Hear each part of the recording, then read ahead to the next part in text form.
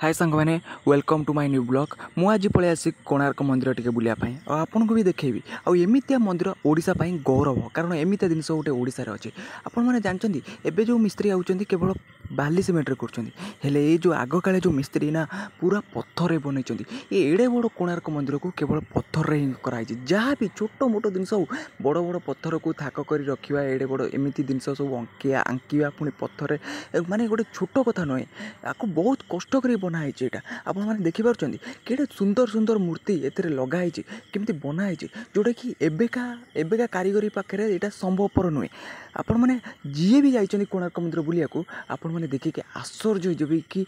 आग काले लोक मैंने एत इंटेलिजेंट ब्रिलियंट थे माने केते सुंदर लगुच जो जो बनाई सब छोट मोट जिनस ओडिशार गौरव केमती बनाई ओडिशार सब टिकिनिकी जिनस आप ही देखा मिले आपको आप देखते एक केमती बनाई आप देखो जो मैंने आप देखिए छोट छोट जिनस आप युरा जो देखूँ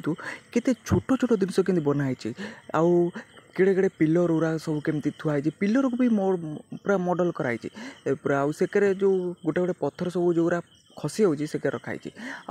आपड़ देखु एक बर्तमान कम चलती कारण दी चार्टा पत्थर ना खसी जाइए बहुत पुराना मंदिर ना से खसी जाता पत्थर को लेकिन गोटे साइड करके मंदिर पछ गोटे सैड रखाई आप देखुं यहाँ टावर भाया रखाई कौन मंदिर पत्थर पत्थर खसीगले सब देखुं कौ कौ फाटुची कौन होची मुझे जाई कथबार्ता भी से सहित होती बहुत फरेनर भी ये आउଛନ୍ତି देखापी कारण एमती गोटे जिनस आम इंडिया रे आप कौन जगह एमती जिनस भी देखा मिलनी इंडिया एड़े बड़ देश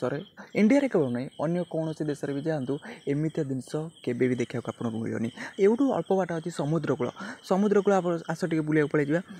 हूँ आम समुद्रकूल कोणार्क पाखु मात्र 2 किलोमीटर भाया हम आउ बहुत किसी बोर्ड थुआई आप जी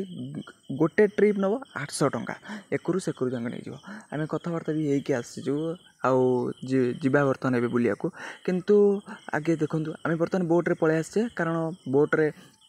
देखूँ यहाँ हूँ समुद्रकूल ये लोक मैंने कहीं ना कारण पुरी बीच रे बहुत लोक था आईटा ना माने से कूल पाखु बहुत दूर आउ देखिपे ये एत भी लहड़ी उठौनी जमी समुद्र पुरी समुद्र कूल जमी बहुत बड़ बड़ लहड़ी आसे लोक मैंने गाधाती ये सेमती लहड़ी ना ये माने बहुत नॉर्मल जस्ट अल्प अल्प लहड़ी हेले